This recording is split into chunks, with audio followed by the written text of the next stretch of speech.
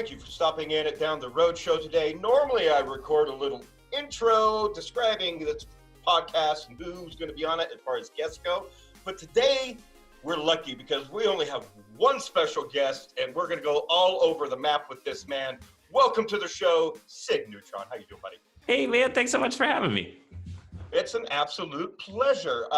Cig and I go back a number of years. You will probably recognize him from the TV show Faceoff. He was on there as a contestant, does a lot of great sculpture and makeup stuff. Let's talk about that show first, and then we'll go from there. What was the Faceoff experience like for you?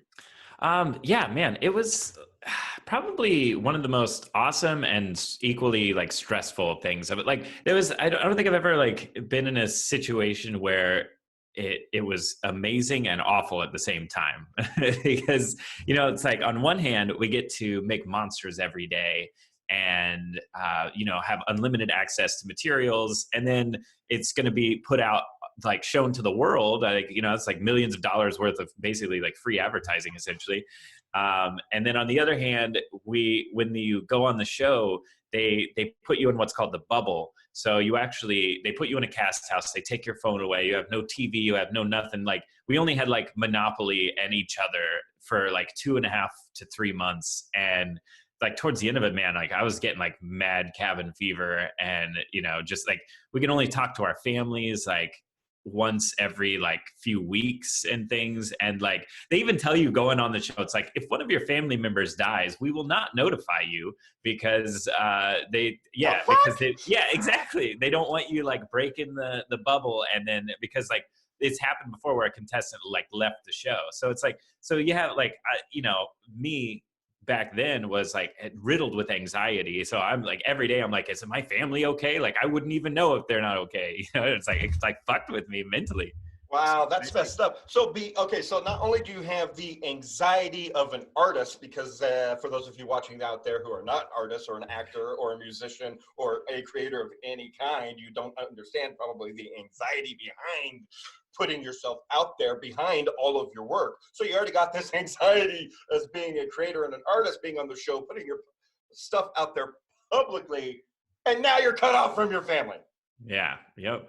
So it's weird because you actually have to go, you have to go to a psychiatrist or a therapist or whatever, like an entry examination. And then they follow up like afterwards, because it's like, there's this whole like reacclimation, decompression thing of like going back to the real world after you've been like, I mean, they take good care of us, like anything we want. The fridge is always stocked, like everything. But, you know, it's just this weird, like you literally plug yourself out of real world for a minute and then live this like life where everybody's taking care of you and you have to like ask to go to the bathroom and it's like you're a kid again. It's really weird. Wow, that's intense. And it's actually really good to know that they kind of do a mental health check before and exit. Like you're the first person that actually told me that. Yeah. Yep. And I think most reality shows do. But I think shows like Face Off want, you know, more stable people because they focus on the art and creativity. But I think some shows are more nefarious and they want the crazy people that are going to break on TV.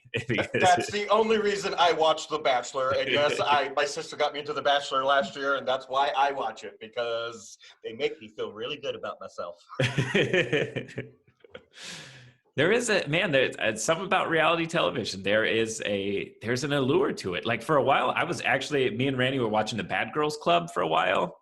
And like, if you don't know, it's just a show about like just terrible people living in a house together and getting drunk all the time. And I don't even know the appeal. Eventually I got to a point, it's like, man, why am I watching this actually? Because you know, it's like MTV started the whole genre of all of it, and Real World New Jersey spun it to a darker side than it was already going, and reality TV has been forever changed ever since that. MTV doesn't even play music anymore. I remember sneaking over to my buddy's house to see my very first MTV video because I was not allowed to as a good little Mormon kid in Pocatello, Idaho. And the first video I saw was Van Halen Jump, and boy, was my life changed. Nice. That would change anybody's life, man. But yeah, and You know, it actually makes me feel really good hearing about that, because I had a great time, and you saying that you know, it's about the art and the craft, and that's why Facebook was looking for more probably stable people to do that. And that makes a lot of sense, because I got to come and meet a ton of Faceoff people thanks to you inviting me to your Faceoff review party, and that was just a blast, just hanging with that many makeup creative people. Because I mean, you know, people, you either know who Rick Baker is or you don't. Yep. And that's a crowd of people who all know who Rick Baker is, and like, just the conversations were just so amazing and interesting. Like, what is it that gets people like you and people like them into the world of makeup and monsters and horror? It's not all monsters and horror, but like, that's the fun shit. Yeah. You know, I think it's weird because you talk to most effects people and they all have the very similar origin story. It's like, we loved movies and that was kind of like our escape. And we wanted something, you know, like for me personally, like I think the real world is really boring. So I want to bring to life things that, you know, I just want to leave this world a little bit more bizarre than it was when I found it, you know? And that's kind of, that's sort of the story with a lot of effects people. Like you saw, the making of the Thriller video, and it's like, this is like pre-YouTube, you know, like back in the day, like we had to like work to find us. We'd like pause the behind the scenes on DVDs and try to look at what's on the shelf and like try to figure out like, what are they doing? But now it's like you got all these YouTube videos and all this access to information and stuff is way easier. But you know, it was like it was definitely you had to work for your love back in the day, you know. But I mean, you know, like a puzzle piece. You guys were figuring it out. And there weren't exactly, you know, the Winston School wasn't around. There weren't schools for this, and now there are. Yep. So it's and that's another thing I love about y'all. It's such a tight knit community. Yeah, definitely. It's, you know, working in the effects industry, it's a lot, like with any creative industry, it's a lot of networking. Like you could be the most badass artist, but if you're an asshole, like nobody's going to want to hire you. You know, it's like, you have to balance your talent with your personality. And, you know, because like everybody's grouped up on one job and then that lasts for a few months, but then the movie's over, you know, so everybody disperses and then they get hired at other jobs. And then if you've made friends there, then they're going to be like, hey, this shop's looking for people or that shop's looking for people. So it's through the networking that you begin to sustain yourself while you work in the industry. Which is a lot different than whereas if you're an A-list actor and you're known to be an asshole, you're still getting hired because you're in the business. But if you're an asshole behind the camera, nobody wants to work with you. Yep, absolutely. Yeah, you don't have that celebrity status to to pull you through. Right. Yeah. Well, and your work really is what shows, and that is the important part about it. And you know, so speaking of mental health, man, you're on a mental health journey and a spiritual awakening journey, which I've been loving watching. You're pretty much where I was 4 years ago. So watching your Facebook posts remind me of the stuff I was typing up 4 years ago. It's been fun to watch. So I'm all about irreverentism. Let's tell the folks out there of your new movement of irreverentism. Yeah. So basically, irreverentism is it's a movement of thought, I call it, because at first, like and again, it's like something that I'm forming and listening to people and input and, you know, trying to make it the best I can. So it's a fluid movement. It's not rigid, but it's based on the core principles that, you know, embracing individuality through unity is kind of one of the most simplest ways I can put it. Is that we're all so sad because society tells us who we have to be. And a lot of us feel like we have to be somebody that we don't truly know that we are. So we hide our true selves. And what I'm trying to encourage everyone to do is say, look, I'm fucking out there. I don't give a shit. Like I'll talk about whatever, like I have no shame, you know, and like just put myself out there and show others that it's like, hey dude, like I got no worries because like society has no hold on me because it can't use shame to control me.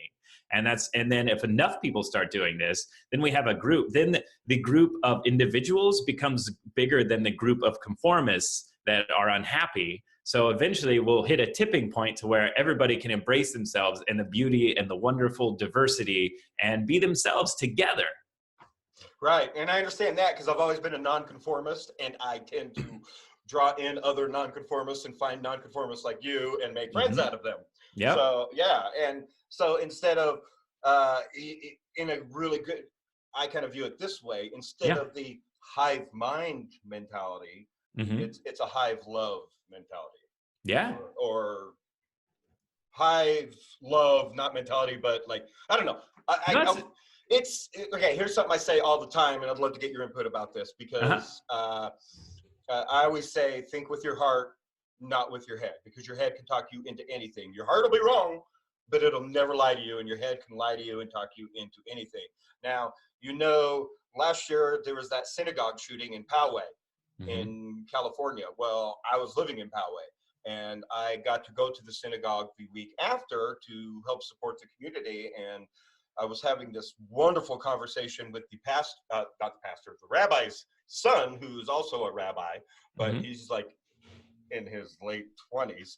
And when I told him that, he didn't get it. And he equated the thinking with your love to thinking with your dick. And I was just like, okay, your dad would get what I'm talking about. You're in your 20s, you're not getting this. Right, yeah.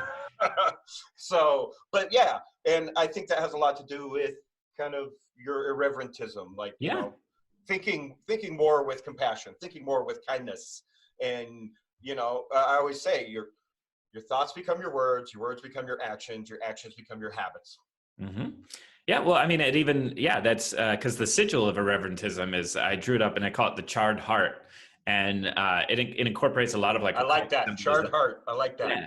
Because I finally understood through this like journey and working with Rannie and stuff. So there is like a spiritual aspect to irreverentism too, but not in a forced sense or a conformist sense where you have to follow any sort of religion. It's you pull practices and whatever system of belief that you have to navigate this world that helps you, then there you go. That's your magic. That's how you manipulate your mind to overcome the matter. Like that's, it doesn't have to be, you're not going to hell. You're not doing any of this stuff. But when I came up with the charred heart is when I finally understood, like Randy did this trauma release ritual for me. And I was in front of the fire and it was all a fire ritual. And like, I just felt my heart open up and I like released these traumas. And then I finally understood like the whole story of Christ and Jesus is that, he's like, we have to suffer to understand. And in a sense, like modern religion has flipped that and the story of Jesus and tells it to where Jesus was the only one that could do what Jesus did.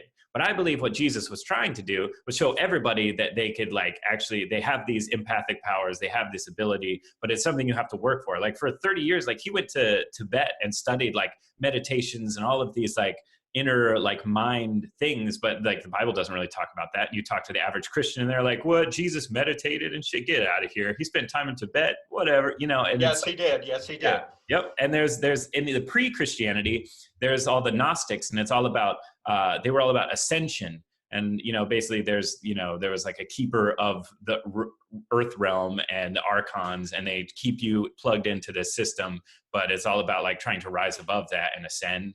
But this was like pre-Christianity stuff. And even like, this is like stuff that like Jesus was like into.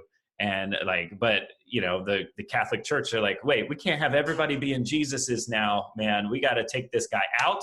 And then we got to subvert his message and say that only he was the Son of God. And the rest of you are living in shame and sin and fuck you all. And you're worthless. And that's how they controlled the population for so long. Because the last thing they need or want is for all of you to find your individual God inside.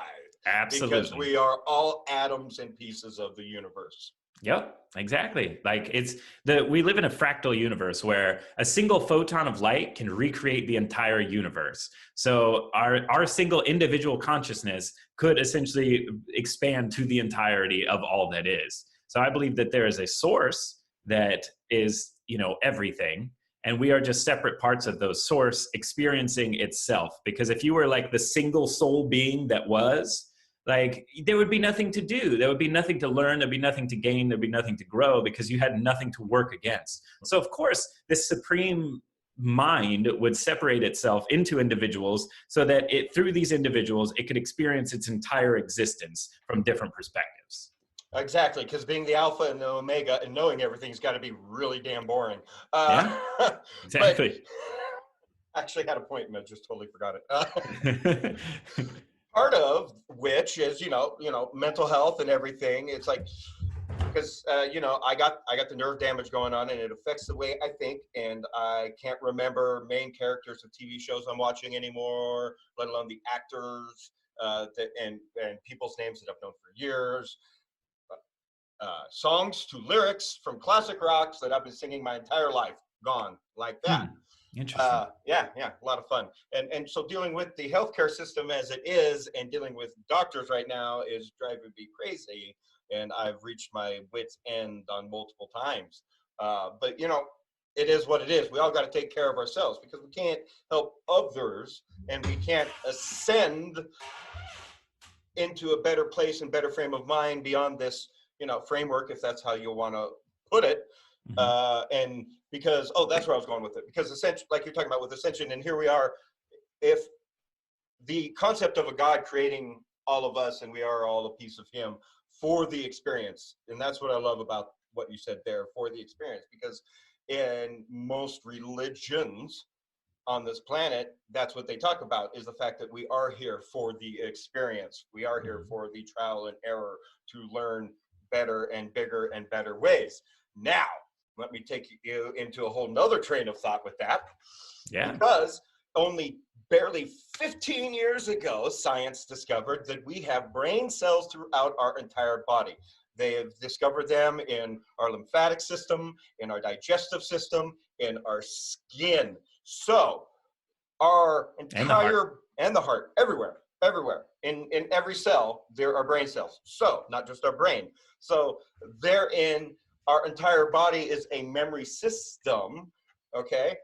Here is why I think we are here for the experience, and we're nothing but extremely, we're the biggest, baddest supercomputers in the universe. We are here to record everything in our experience. And if you want proof of that, touch is a memory sensor. Smell brings back memories. Sound, I can name a song and you could probably have 30 memories back in your head. Sight, you see something and it brings back memories. Like everything we do that is one of our senses triggers memories. So that's always been one of my theories for a long time, is that we're just pretty much giant supercomputers taking all that information back to home.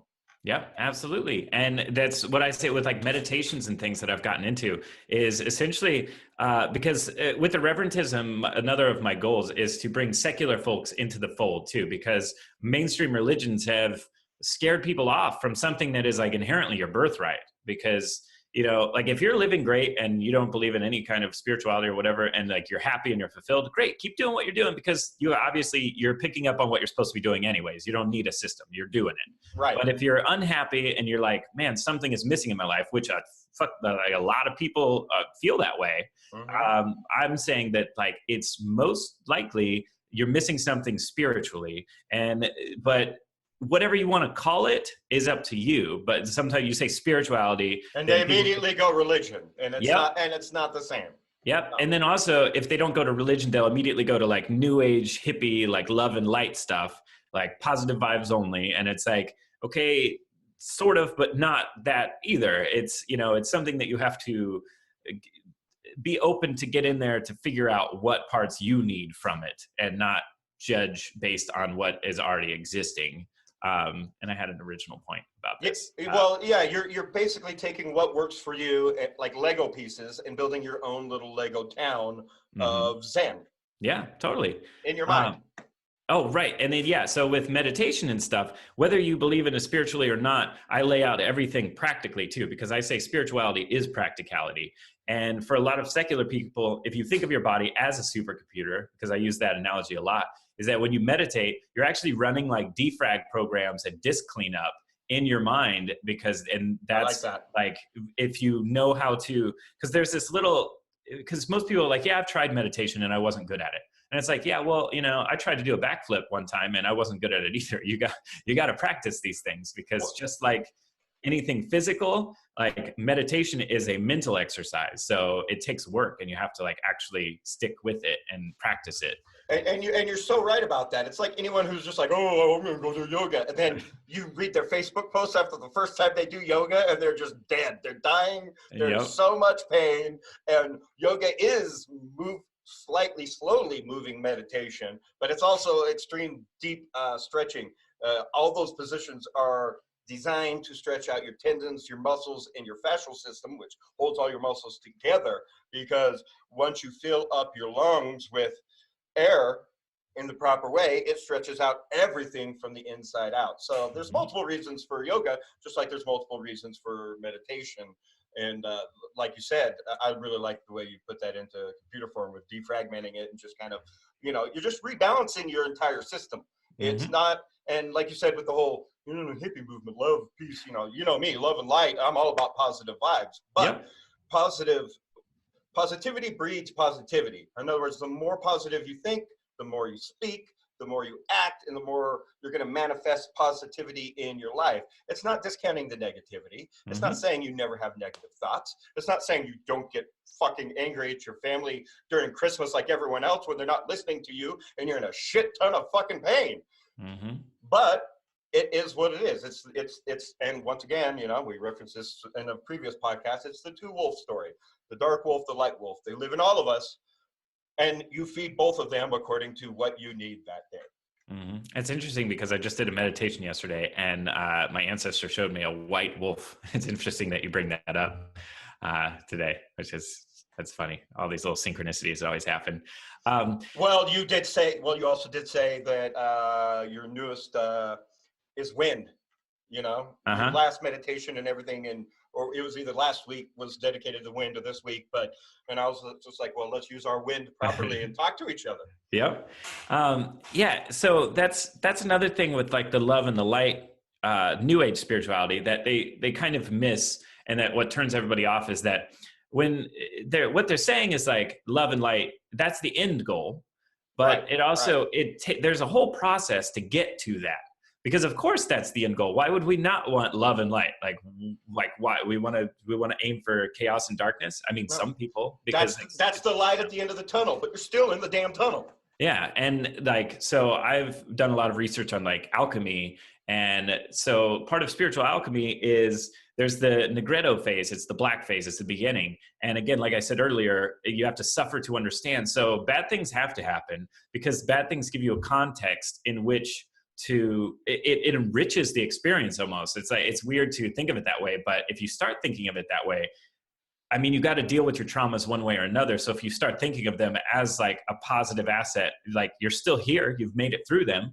So now what did you learn from them? And you have to accept the bad things that have happened to you. And I say a lot of people in religion, they're chasing the forgiveness of a God, but in all actuality, we just have to forgive ourselves because we are that God. Yeah. And the more inner turmoil you have, the more you project it onto other people. Yep. And, sometimes this is necessary because it's to learn, because it's all about the learning process. It's all about purging yourself from the things that no longer serve you. Maybe back in the day, being an asshole, got you to where you are now. Maybe that was important that you were that asshole. But then, so it's there's a reason why there's no limit on who you can be, because the experience is open for whatever. So sometimes it's and that's why I think the culture today is we're going backwards, because we'll dig up a tweet from 10 years ago and then crucify somebody over it. And it's man, if you're still the same person you were 10 years ago, then what the fuck are you doing? It's so that brings up another point, and that's it's all about presence. And I think technology was supposed to bring us all closer and be more present in the world. And it's done that with information, but it's made us less present in our own lives. And they say anxiety is worrying about the future. Depression is just overly thinking about the past. Neither one are healthy for you, and neither one leave you being present in your current situation with your family, with your friends, with your job, whatever it is. And so the lack of being present is what causes so many other issues in our life and can cause health issues too. Yeah, no, I've been listening to a lot of Joe Dispenza, which I highly recommend if you haven't checked out his stuff. He's like a neuroscientist, and like he's definitely spiritual, but he tries to frame everything he does within the realm of neuroscience, not to scare off the secular folk. But he's saying, and he brings up an amazing point, is that emotions are the byproduct of an experience. So and then the same, like we actually, 90% of the thoughts that we have every day are the thoughts that we had the day before. And if we're stuck in this like depression or something, it's because, well, are you doing the same thing that you're doing every day? Because the same experiences lead to the same emotions, and then those emotions lead you back to the same experience. So you get caught in this cycle of thinking and feeling, and you realize that it's a self-sabotaging cycle. And to break that, all you need to do is step out of your zone, completely break your habit, and do something new to lead to a new experience, which would lead to a new emotion. So, which is why you hear about it all the time, or I see friends like all the time. They're like, "Oh, I'm spiraling down. Someone please help me," and they know it's them. Yeah. So it's a lot of like honestly, the last year, when all this stuff happened and like Randy started channeling and like we had this awakening, like I never had put so much effort into thinking about my mind, myself, my being than I have in the last year. And once you start really just reflect and being honest with yourself and stop trying to we all do shitty things. Yeah, we can be assholes. Like you just accept that. Like great power comes with accepting the fact you're fuck ups. It's like, I screwed that up, but that if I had the power to screw it up, I have the power to make it better or do better. It's like, yes, we do these things, but we become different people throughout our lives. And that's the whole point of learning and growing. So it's, yeah. Yeah, no, absolutely. And just like the meme I shared the other day, it's the me I was isn't the me I am. And it's definitely not the me I'm going to be. Mm-hmm. And so, I mean, then that's the point of all this experience is, shouldn't we always be growing and always be changing? And it's okay to cut the toxic people out of your life if they're not growing with you and they're holding you back. You want to find the people around you that are planting seeds to grow the kind of life they want. Yeah, it's crazy. Since we had this awakening, like we kind of went hermits for like a couple months, and then now. Oh boy, you see who your friends are, don't you? When you do that. Yeah, well, it's like. And this is like not any knock on any of my friends or anything. It's just, I understand now that once you live your life. Mine was. I've moved twice in less than a year and I've had all these health issues. So mine was definitely a knock. I know who my friends are now. Yeah. Well, when you start living on a different frequency, you realize that like some of your friends aren't on that frequency, and that's okay. Like you can try to offer, I always say I show people the path. I show people there is a path, but I can never make anyone walk the path. So if you just like, hey, here's this is what I do that works for me, whether they take it or not, cool. Don't force it either way. And if they don't, like you'll find that you just kind of don't even really hang out with that person. And then new people in your life come into your life that are actually on the same wavelength. And I really think that we're just these like, our minds are magnetic and they have gravitational pull and our frequencies. So we pull the people into our lives that should be there based on our current state of being, so if you're negative, you're going to pull in all the negativity people, and like, maybe they need something from you. Maybe you can help each other out, but maybe you'll get stuck and overwhelmed by negative people if you don't change something about yourself. Yeah. And that more catchphrases, that we go through seasons in life. So people either come into your life as a season to give you a reason to learn and they give you life lessons, or they come into your life permanently. Mm-hmm. Yeah. So, so when you said like, so you have nerve issues, is that? Yeah, I got multiple pinched nerves in my neck and then in my lower back. They cause all kinds of different issues, but the doctor says I'm not available for surgery. He doesn't recommend it. I'm guessing he's screwed up too many and has been sued. So I'll be looking for a second opinion on that because there's no way, with everything going on with me and the amount of pain I'm in and the amount of dizziness and vertigo I have every day and the brain fog I got going on every day. It's a fight with the system right now. I haven't worked in 3 years, so I'm currently fighting Social Security to try to get any kind of disability from them. But since I'm not retired and I didn't get hurt on the job in my 20s, all the laws work against me and it's all bullshit. And a lawyer won't even take my case unless I get an advocate letter from my doctor clearly saying this poor bastard cannot work, period. Like I can't, like, that's why when you jumped on here, I came from off screen to sit down. I can't sit here for an extra 5 minutes longer than I need to. I can't sit, I can't stand. Like there's literally nothing I can do for work. And because after 20 years of working in the restaurant industry and some pencil pusher convinced or some CEO convinced the government that restaurant industry is light work, like they're just like, what's your problem? Why can't you go back into the fuck you, senators and congress people. Let me see you change one goddamn keg. Remove the empty keg, let alone put a full keg in there. Take a full tray of full drinks. You want to know what's heavier than that? A full tray of empty dishes without the food. Do that for 20 years and see how you feel. I want to see you guys do it for a week. Like, just finding this out from the lawyer the other day just fucking set me off like you have no idea. Yeah. Dude, I can't imagine how anyone could go to a restaurant and not even like peek behind the curtain and like see that's a tough fucking job, man. Yeah. Oh, here, one of my favorite stories. So I had this lady come in, sit by herself in my section during lunch. And first, this is exactly what she said to me. I come over to the table. Hi, ma'am. I'm Casey. How can I help you? I'll be your server today. Have you been here before? Let me just stop you right there. I only got a half an hour for lunch because I have a real job. So we need to make this quick. Wow. Guess who was late for work? I got all the power, bitch. Yeah. Wow. Yeah.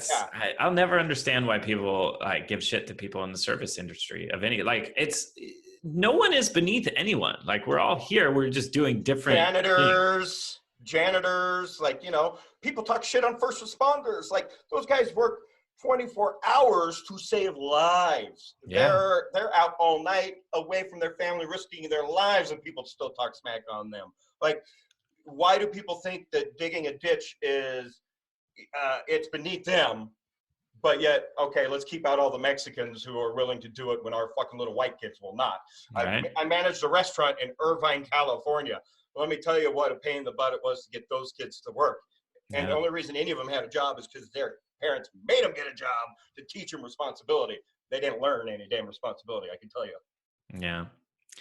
Yeah, it comes with the more we can expand our perspective and the more we can think from other people's perspectives, the more that you start to have this universal consciousness, because like the only thing that makes us who we are is the way we think. Mm-hmm. So if you want to be like anyone or anything, just think like that person.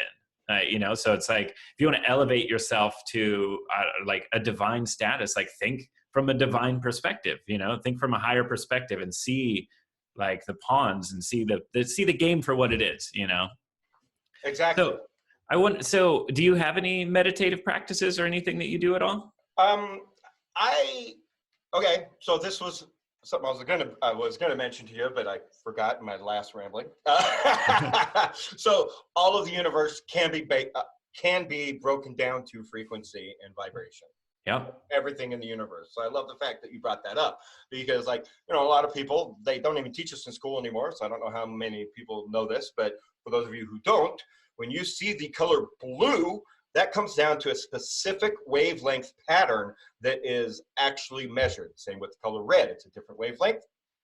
Every color out there. We hear things in sound. We see things in sound, basically, too, is what I'm saying. Okay. Mm-hmm. So if everything in life has a universal order and wavelength, I mean, then doesn't that make sense that we are part of the universe? We are energy beings. Positive vibes does make sense.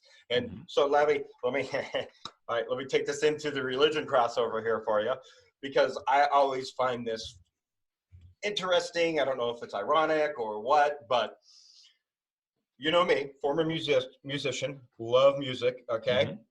For those of you who don't know, there's only 7 actual notes in the known universe when it comes to music. Now, there's all kinds of degrees down under each different note that can go down to the 100th degree. So yes, there's a ton of notes out there, but there's only 7 original notes.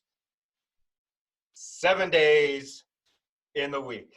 God rested on the seventh day. Jesus will be brought back by the trumpeting of angels. Music is in the form of chants and every religion and meditation that is out there, period. Music is the language of the universe and God. Mm-hmm.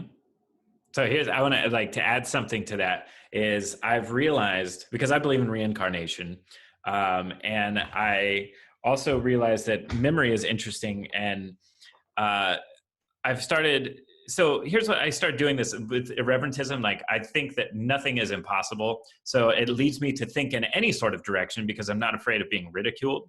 So I've started to, and I might be wrong, but I always learn something of thinking in that direction. Well, and you're putting your ego and pride aside, and that is really the truth of awakening and ascension that most people don't realize. Yeah. And I don't know how many empaths I've run into in different group discussions on Facebook and different things like that, because I'm an empath magnet. I just find mediums and people who are good with tarot cards, like they're drawn to me. I find them out of nowhere.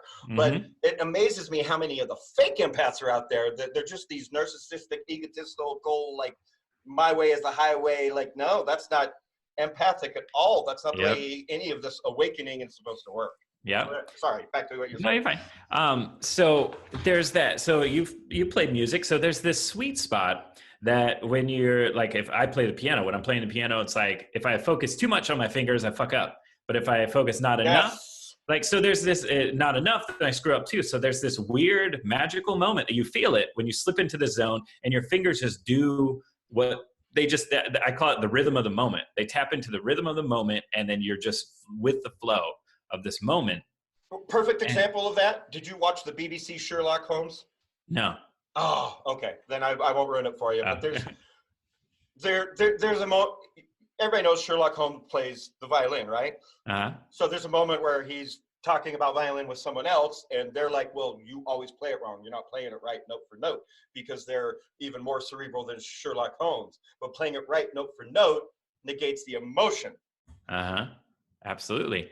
So what I started with this like simple statement that I think, because if outside of time, outside of the 3D realm, like time, space, there are other dimensions out there. So time is just the concept to us. So if everything has already happened and like, it has happened and it's already happened, then we would never really learn anything new. We would only remember things. Right. So I've started this thing, and then they say that music and rhythm is like Alzheimer patients. They never forget music.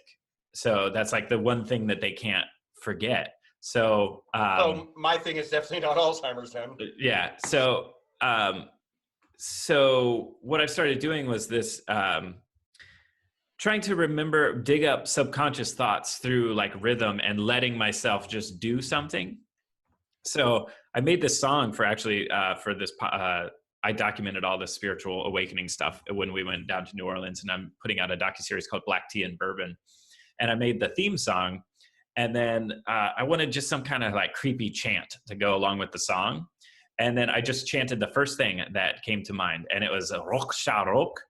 And I still haven't figured out what this thing is, but it's some kind of like magical mantra that is specific to me somehow, that's supposed to remind me of something. Because once you start saying it back to back, it creates that you can't tell what came first. It's like Rok Sha, Rok Sha, Rok Sha, Rok Sha, Rok. And then you could start hearing Sha Rok, or you could hear Rok Sha, but you can't figure out which one comes first. So I think it's like some sort of primordial sound. But anyways, that's getting like way far in the deep end. But I love the deep end. So it's something I haven't figured out why it's important. But so then I started coupling this with I heard about Egyptian power postures, and I was like, you know what would happen if I just put on some music and then I just let my body do what it does, like what feels right. And then why do we dance? Like everybody fucking dances and nobody Children dance. Yep. And no one questions why Babies it's and weird. toddlers naturally dance. Absolutely. Everybody dances. You don't have to be taught to dance. You're taught not to dance. Exactly. You're afraid to dance. Mm-hmm. So that's shame being used to keep you from your magic. I believe that we make every decision based on love or fear. Go ahead. Yep.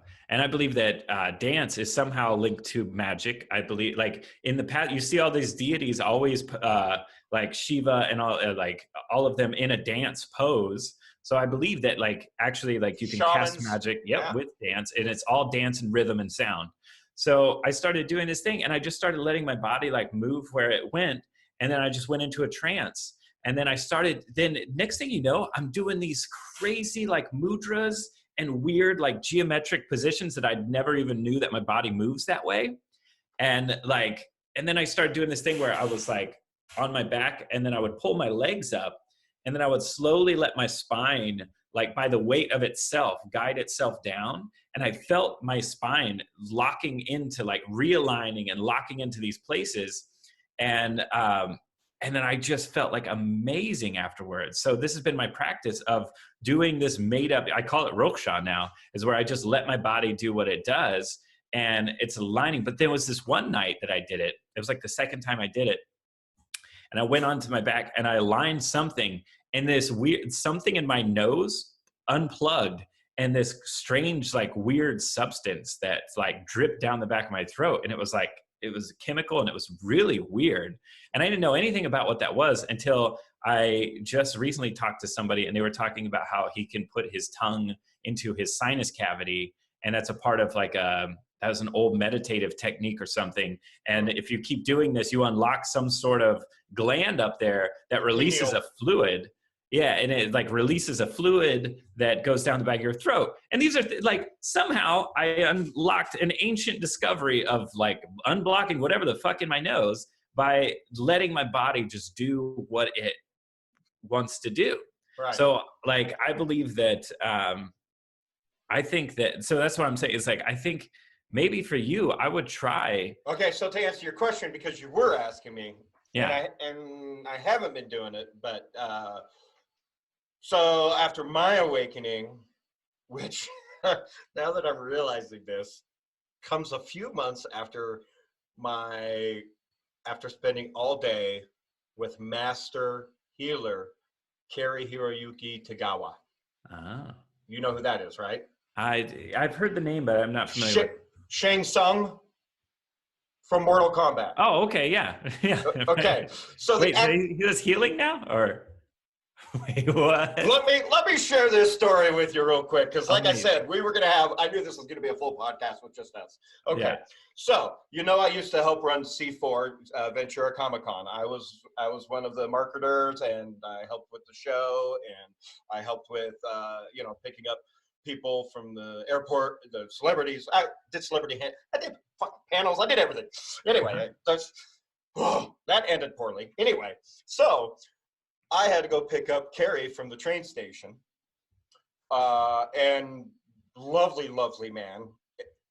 He had a green neon spider on him, which got loose in my truck, which freaked me out. I've never seen a spider like that in my entire life. Second of all, I didn't find it until the night after, where like the moonlight caught it just right, and I'm like, kill me! I'm like, spiders are my thing. They poop webs of death. Come on, you shouldn't be scared of them.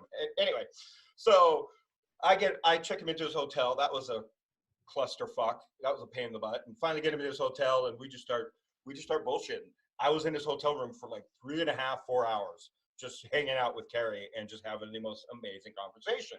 Well, it turns out the whole reason he got into martial arts to begin with was to learn the healing side of martial arts. But after decades of martial arts, or like a decade of martial arts when he was a young kid and in his teenage, he finally asked his sensei, his master, is like, when do I get to learn the healing parts of this? And his master told him, not until you've learned every way to kill somebody. And he's like, well, this isn't why I started this. Like, so that's why he ended up quitting martial arts and went into acting and became who he is. Mm-hmm. But over the years, he has been developing his own self-healing technique using breath work, because most people know that we only use 10% of our brains, okay? And those are your smartest people on the planet.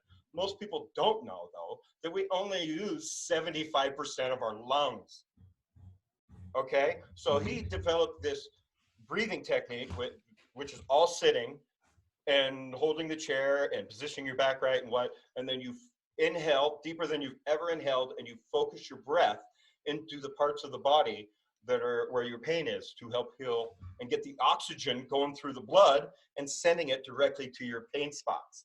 And it works. I still use it. It works. And I watched Carrie, instead of signing autographs all weekend, like that's what he was there for, to do his job, he healed people all week. He showed them this healing technique all week to the general public. Like, he's supposed to be there as a celebrity signing autographs, and instead he's just, every time I walk by his booth, he's got someone in the chair and he's teaching them and he's healing them, and they're hugging him afterwards, thanking him, going, holy crap, I haven't felt this good in a decade. Like, so I developed my own meditation kind of based on some of that breath technique.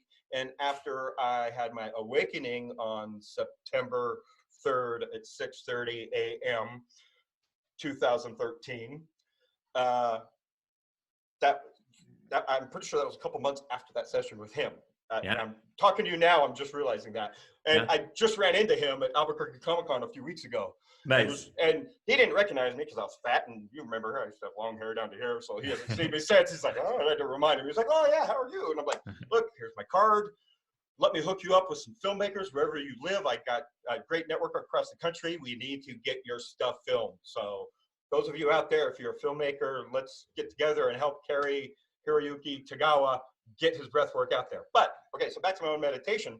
So I've always been good with seeing the energy around me and feeling it and whatnot. And so I developed a technique of literally swirling the energy while breathing it in, forcing it down to where I needed it in my body for healing.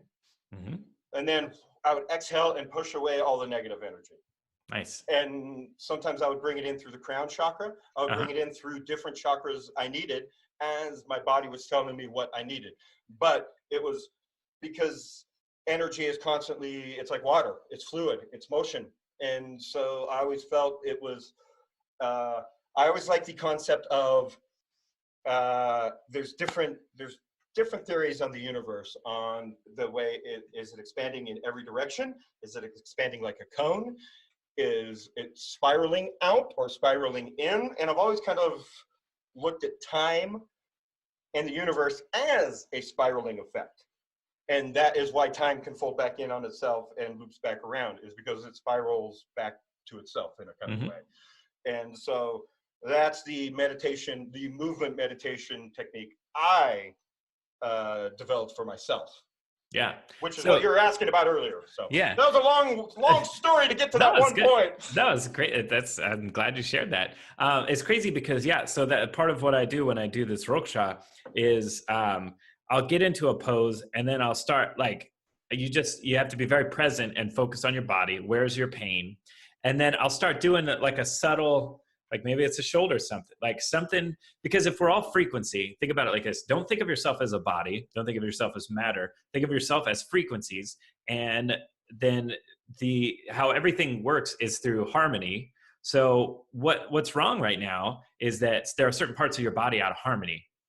So yeah, they are. If you put on some music and you start dance some rhythm into these pain spots, and like do a little, like just a little, don't go crazy or anything, but like do what your body feels and focus on bringing rhythm to those spots, and then see if that like actually starts to have an effect. Because like, I tell you, man, like since I've done this, my back pain that I've had is completely gone. Like I feel like a new person. So maybe just like put it on, and like if nobody's around, like just like literally dance rhythm into your pain, and just tell me, and you let me know if that works, because like I have no, but you have to think of it. I could tell you the two things that make my condition worse versus actually help. Any sort of movement makes me worse. And sitting as still as possible to not aggravate is what heals it. besides fucking marijuana and CBD. Interesting. Yeah, those are the only things that help.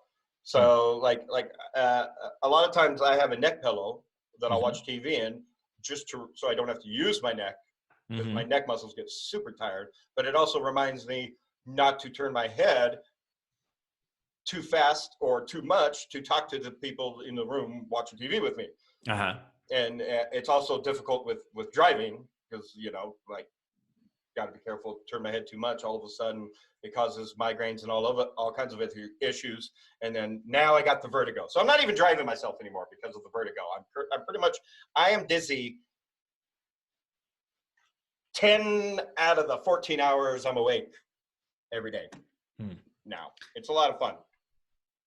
So yeah, there's a lot to figure out, and I get what you're saying. Because I went to school for massage therapy. I've always gone the holistic route first. Last thing I ever thought I would be asking for is surgery. So to be denied surgery when I actually want surgery is weird to me. Yeah, for sure. But yeah, and I suggest to everybody, you know what? Your body is a magical self-healing thing.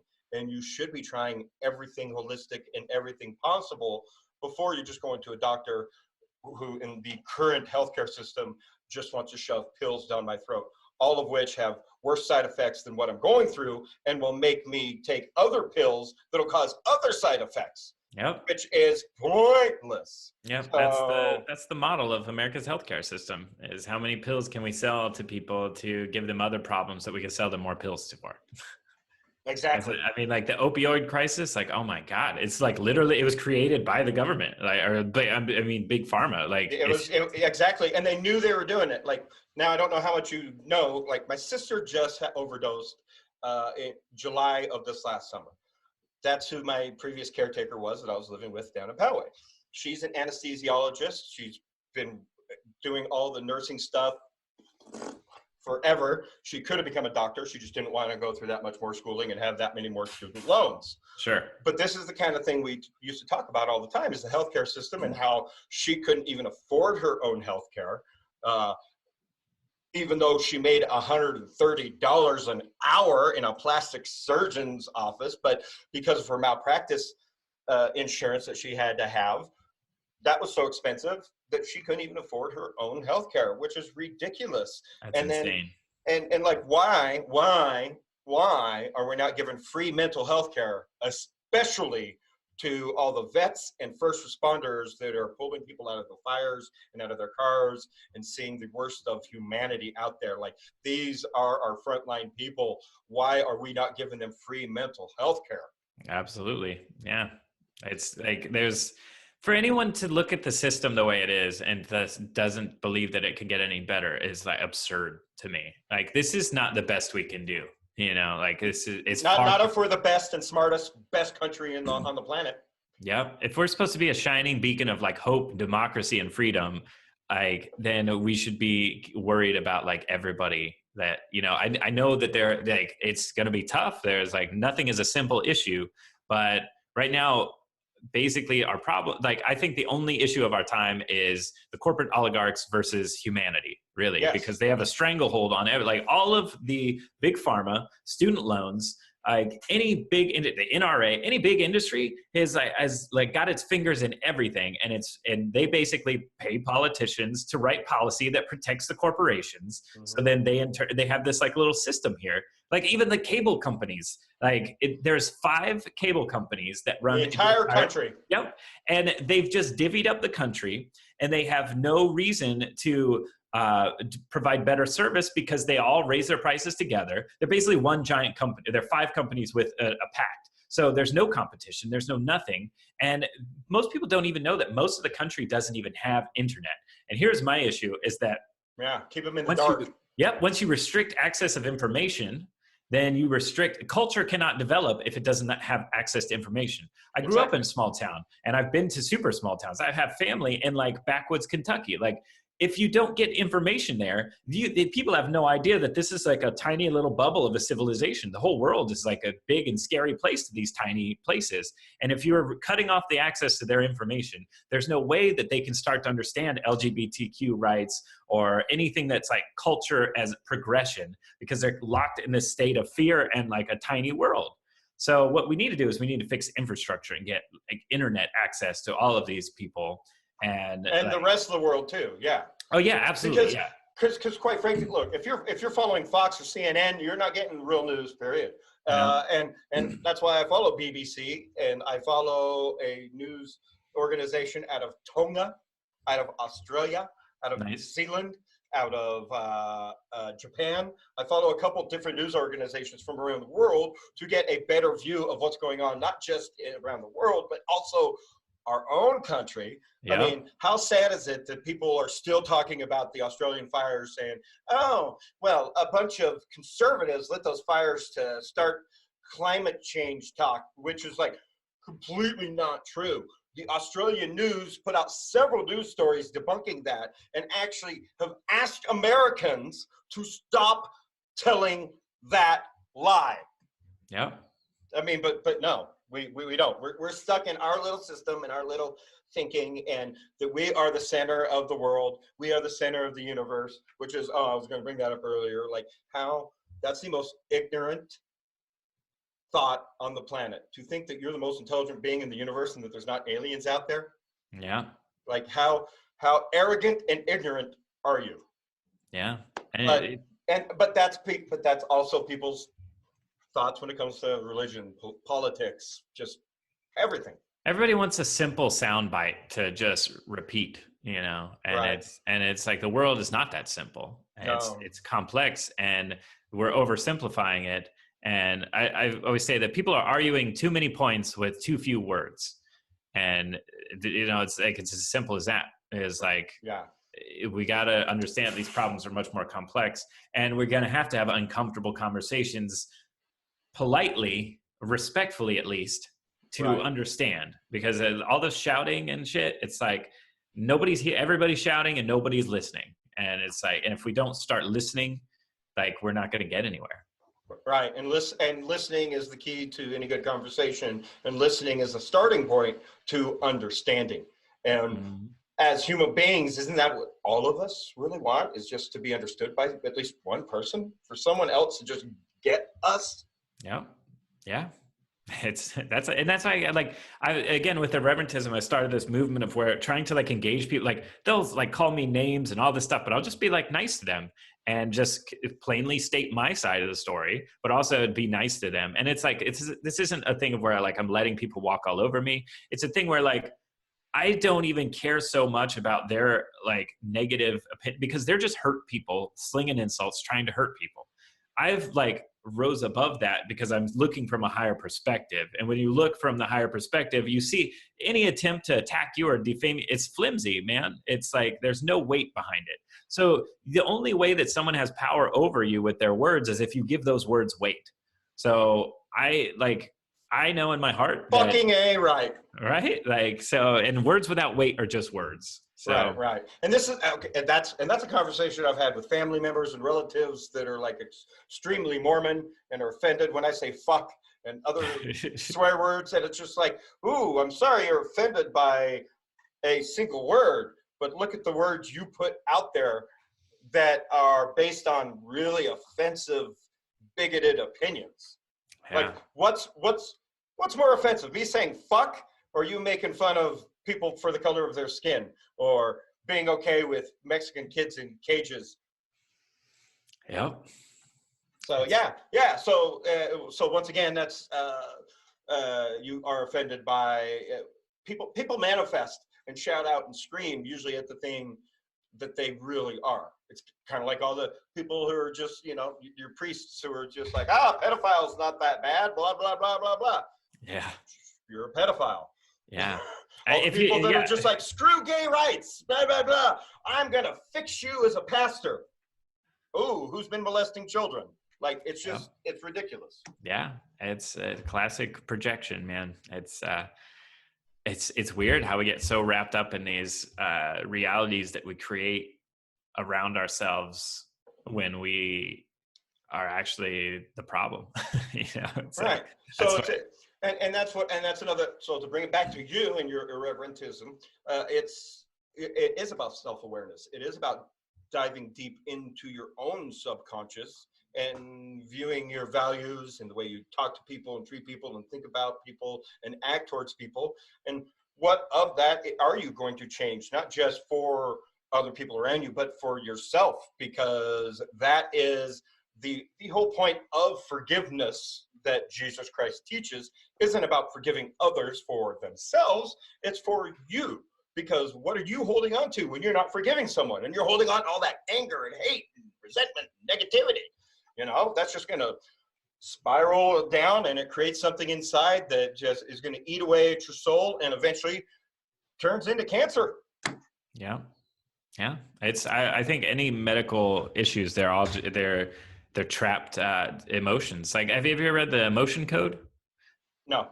So maybe check that out too. It's a really interesting book. It's basically, like, I think trauma is just negative frequencies that get trapped in our field, and then they start to manifest as physical, like pain and things like that. So there's a whole way that you can like release these emotions and things, and it's pretty powerful stuff, man. Yeah, well, that's another thing I like to talk about a lot is emotional intelligence. People don't have emotional intelligence. It's not something we're taught as kids either. Especially, look, I'm 45. The generation I was raised by and in with my Generation X, we were raised by the boomers that everybody out there hates currently. And yeah, take your feelings, shove them down, wipe the dirt off, don't cry, man up, cowboy up, whatever. Don't ever show emotions. That male toxicity that people talk about so much, that's the way we were raised. And it's not emotional intelligence, it's emotional irresponsibility. Yeah. Yep. And then that is shown its head in a new manifestation in the modern era, the liberal snowflake. It's these conservative people try to throw this insult at liberals because they actually care about issues. And, like, I'm not defending like all like sometimes, yeah, liberals, like they could definitely start arguing a dumb point. Like it totally, yeah, that happens. But the thing is these conservatives act like they don't have feelings, and then they belittle other people for their feelings, which is classic bully mentality. So now we've created this social vacuum where nobody wants to be seen as the snowflake. So everybody's like, I just did a post about it not too long ago. I was like, when's the last time you just said, hey man, that hurt my feings? Right? Yeah. It's like nobody says that anymore. And it's like, that's something we were taught as a kid. Like, oh, did that hurt your feelings? Or tell them. But yeah, it's like, yeah, talk out your problems and just be honest. Like, I'm not afraid to put my feelings out there and be like, yeah, that hurt my feelings, and then what does that person say? Either they just embrace the asshole and make it very apparent that they're an asshole and then continue to attack you, or they apologize, or somehow you guys come to an understanding. Either way, it's like you're putting the ball in the other person's court, and it's up to them if they want to continue to be an asshole or not. So it's like, we shouldn't be afraid of feelings. We should be wielding them to their greatest effect. Which brings me to my other point. Like, I don't blame this on liberals or any political side or factions of parenting, but I blame a lot on the trophies for everybody culture.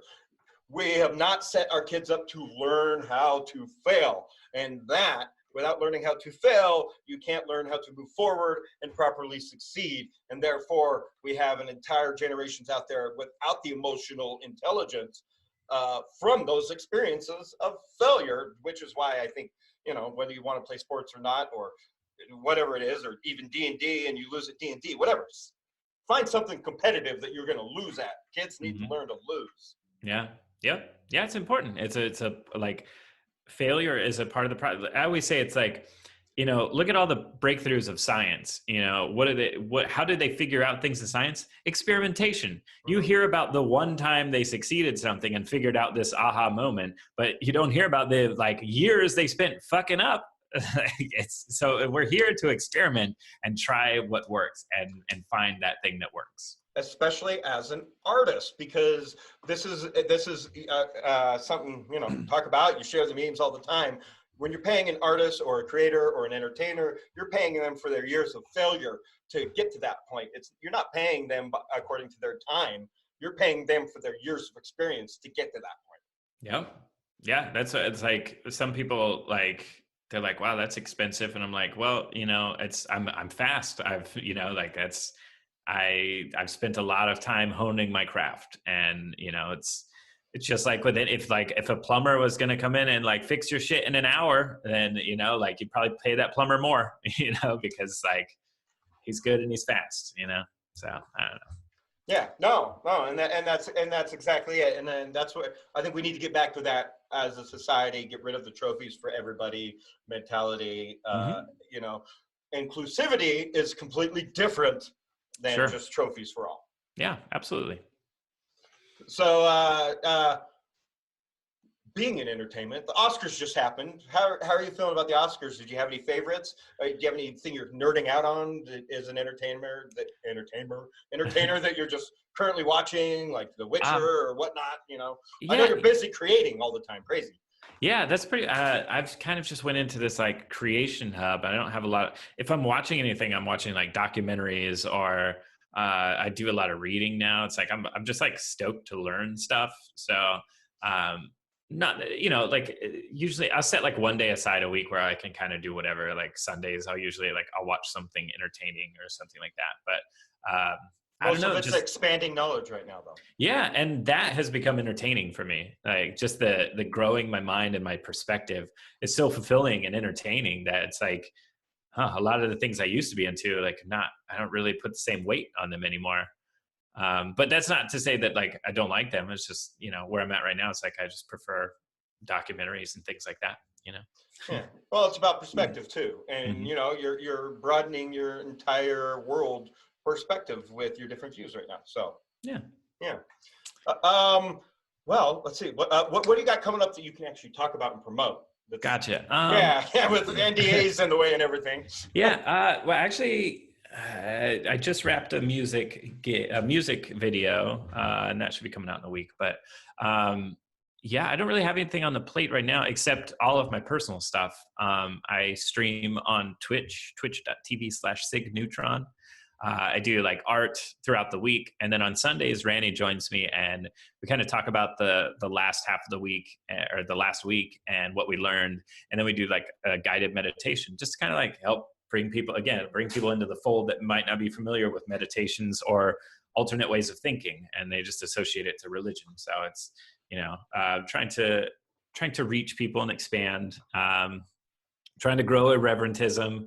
I think I'm going to start putting out like PSAs on the YouTube channel. So it's youtube.com/RancIG, RANCIG.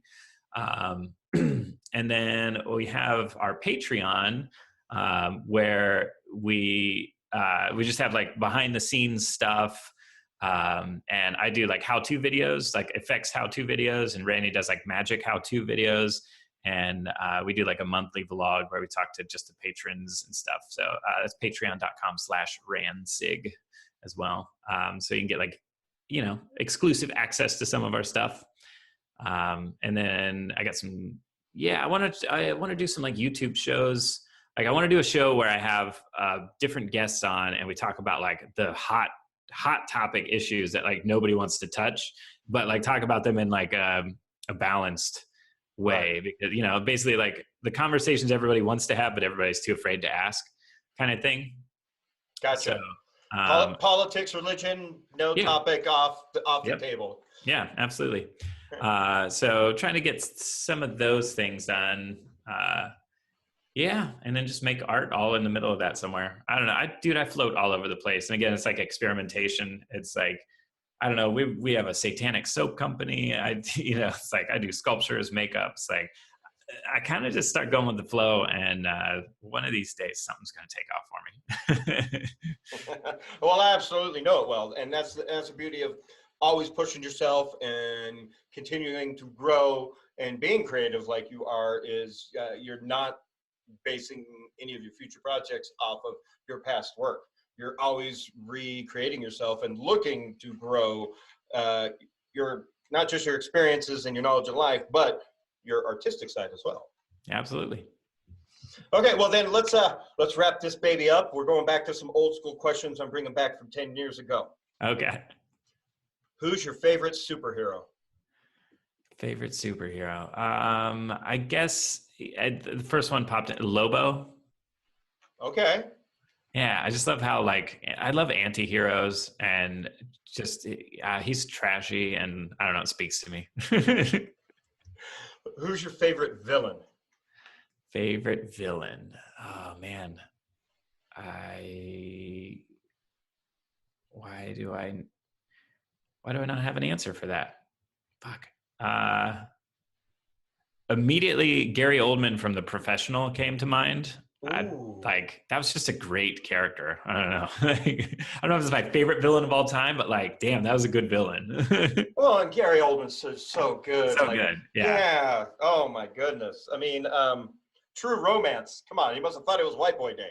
I actually haven't seen that. I should. What? The yeah, fuck? I know, right?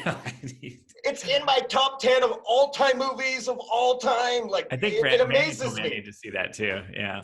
It amazes me how many people have not seen that movie, and the fact that it was Quentin Tarantino's first written movie ever to make it to the big screen, and he didn't direct it and everything. Nice. But just the amount of actors that are in it and are so young, it's just it feels like it was made for cameos, but they're just young actors who was nice.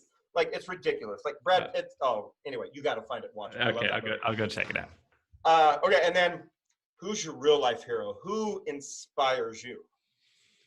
Oh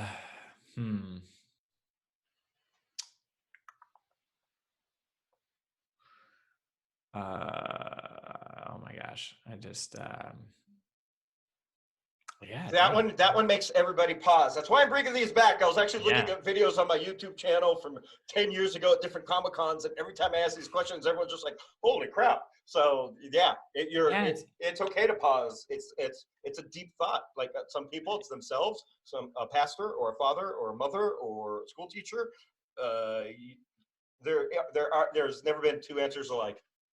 It's weird because before, you asked me this a year ago, I'd say probably someone like Rick Baker or something like that, but dude, honestly, where I'm at now, and it's the more I dive into all of this stuff, I'm Jesus, man.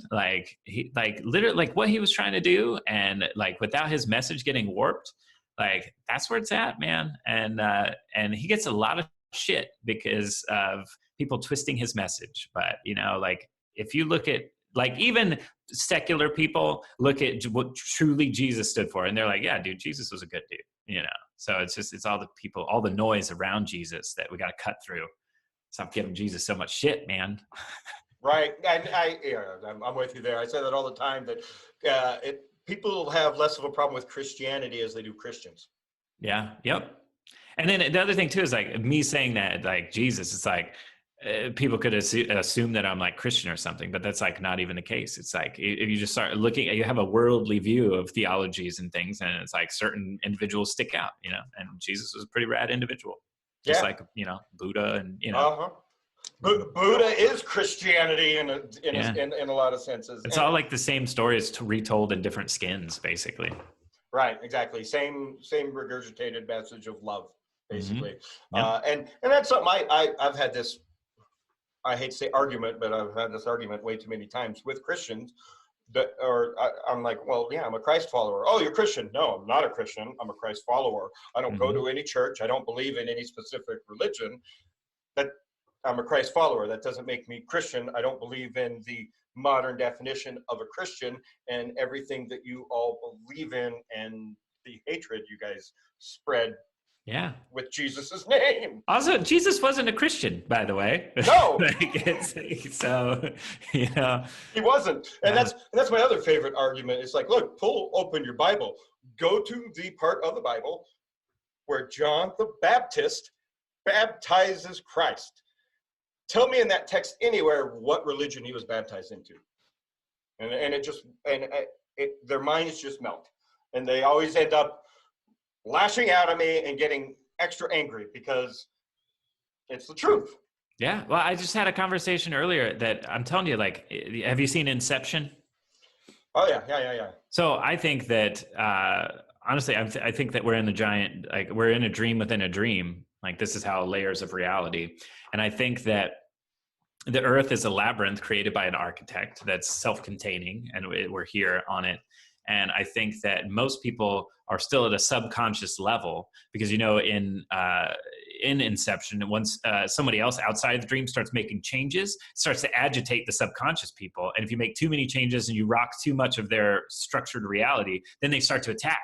And I think that applies to humanity, is that certain people are on a subconscious frequency. That doesn't mean they can't rise above, but they are lulled into this sleep that once you start rocking their boat, they get agitated and they freak out and then they attack. And you see it happen all through history. Like even Jesus was persecuted, you know, like crucified. And it's like witches are always burned at the stake. You know, it's people are afraid of the unknown, even when the unknown is trying to help them. Even when the unknown is nothing but a positive message, which is, you know, my favorite Jesus quote is, "Get the fried ice cream." We don't have that here. But that's a story for another time. I'll tell you off the air. Make sure you follow Cig on all of his social media, as well as Rannie. We'll throw hers in the links as well for you. You got any last minute words of wisdom before we say goodbye? You know, I always sign off on did I even mention Spewtron, my podcast? I didn't actually. No, let's do that now. Yeah, that's a big thing. I do is Cig Neutron, Spewtron, or just Spewtron's available anywhere you listen to podcasts, Spotify, iTunes, all that. But yeah, I delve into all kinds of philosophical things and wacky, weird stuff. And the way that I sign off with my podcast is stay weird, stay open-minded, and remember, if you're not looking, then you're not going to find anything. That's damn good advice. And you know what? I always say, I'll see you somewhere down the road.